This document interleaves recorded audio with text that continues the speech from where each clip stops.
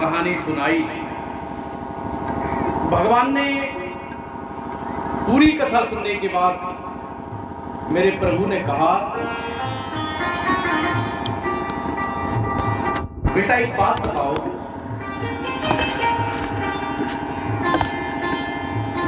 कुछ बोले, पूछिए क्या पूछना चाहते हैं राजन।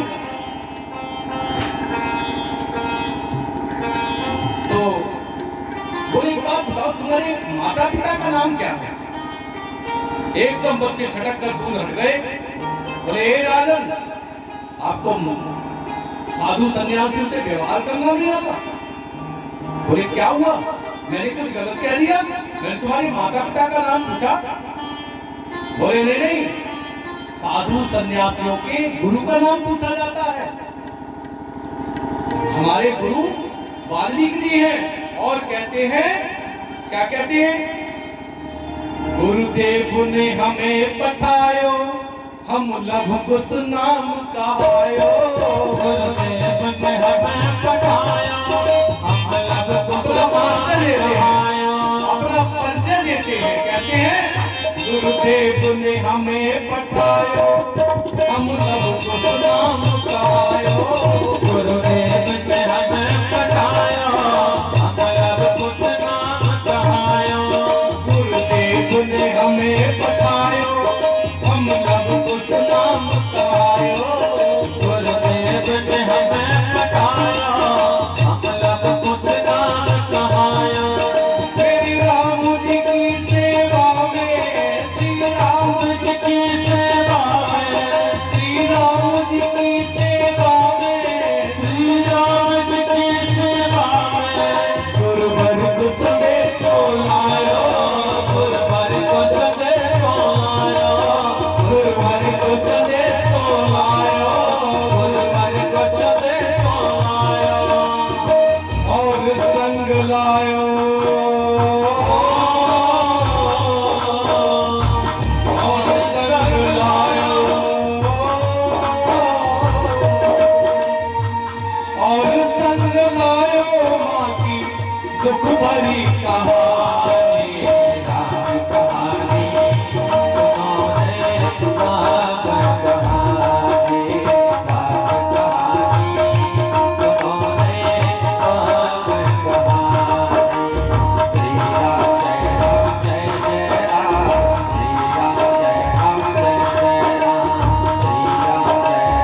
श्री राम जय राम जय जय राम,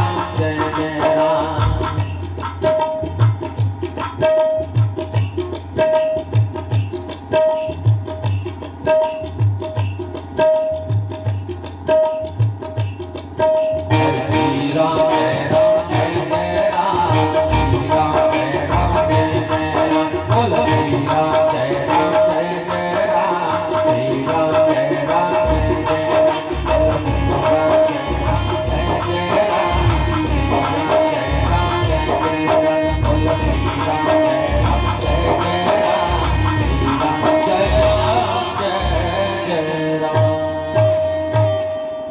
राम कहानी, ऐसी राम कहानी लव कुश जी ने जैसी सुनाई तो भगवान ने कहा, एक बात बताओ, तुमने ये कथा पूरी क्यों नहीं सुनाई। तुम बड़ी अच्छी कथा सुनाते हो, लेकिन तुमने कथा पूरी नहीं सुनाई। बोले क्यों। बोले आगे कथा क्यों नहीं सुनाई। बोले आगे की राम कथा लायक नहीं रहे, रात तक की कथा सुनाई, आगे की नहीं सुनाई। बोले क्या मतलब। बोले आगे की राम कथा लायक नहीं रही। तो भगवान ने फिर दोनों बच्चों को अपने पास बुलाया। बोले ऐसा क्या हुआ, और तुमने अपने माता पिता का नाम भी नहीं बताया, हमें डांट भी दिया सबके सामने। तो वो छोटा वाला बोला, सुनो सुनो राजन, मैं जानता हूं अपनी माता पिता, अपने पिता का नाम तुम जानते हो। बोले हाँ।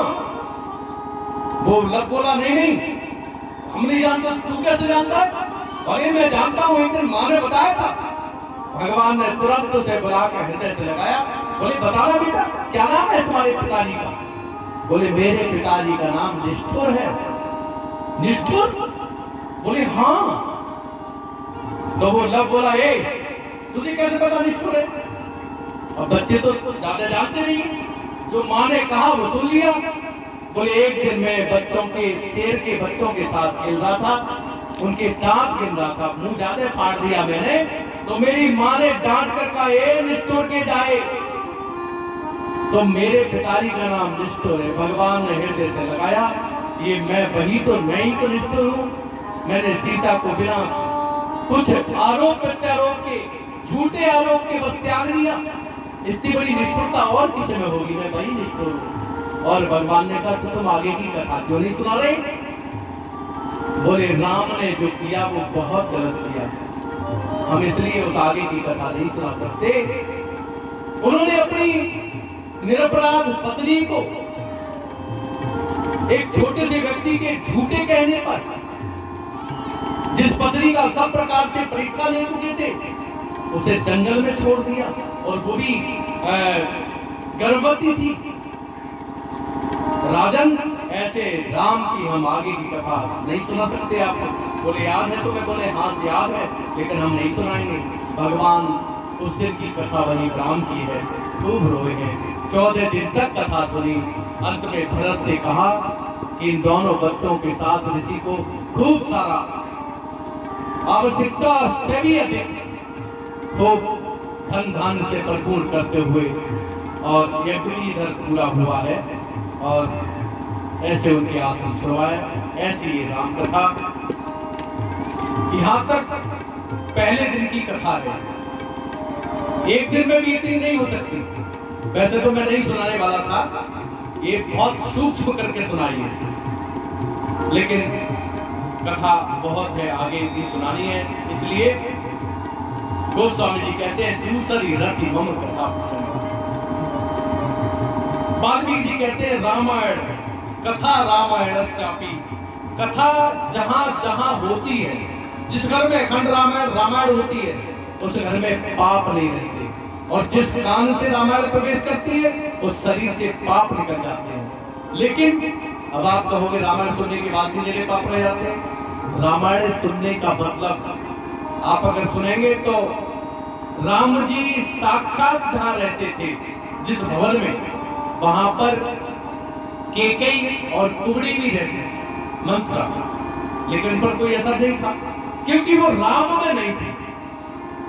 इसलिए कथा में रहते हुए कथा आप में होनी चाहिए, ये भाव है इसका।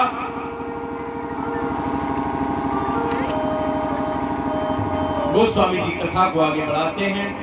रामचरितमानस को उन्होंने 1631 सन में लिखा, और इसे राम जन्म हुआ उसी दिन पूरा किया, और इसका सब लेखन पूरा हुआ अयोध्या में, जहाँ राम का जन्म स्थान है।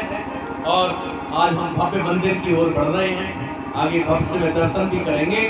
ऐसे स्थान पर गोस्वामी ने इस कथा को पूरा किया, और लिखते हैं संबत 16 सोई गति सा, संबत 16 सोई गति सा, करहु कथा हरि पद धरि सीसा, करहु कथा हरि पद धरि सीसा। नवमी भव बार मधुमासा, नवमी भव बार मधुमासा, अवधपुरी यह चरित प्रकाशा, अवधपुरी यह चरित प्रकाशा। ये सब कुछ अयोध्या में हुआ है। इस कथा का लेखन और पठन पाठन भी, और उसके बाद में इसका प्रकाशन भी वहीं हुआ। भरद्वाज मुनि बसई प्रयागा, भरद्वाज जी प्रयाग में रहते हैं। तिनहि राम पद अति अनुरागा, राम जी के चरणों में उन्हें बहुत प्रेम है, बहुत स्नेह है। और वहीं पर याज्ञवल्क्य मुनि परम विवेक, याज्ञवल्क्य जी हैं, वे बड़ा विद्वान है, विवेकशील हैं, बड़े योग्य हैं। याज्ञवल्क्य मुनि परम विवेकी, भरद्वाज राखे प्रत्येकी,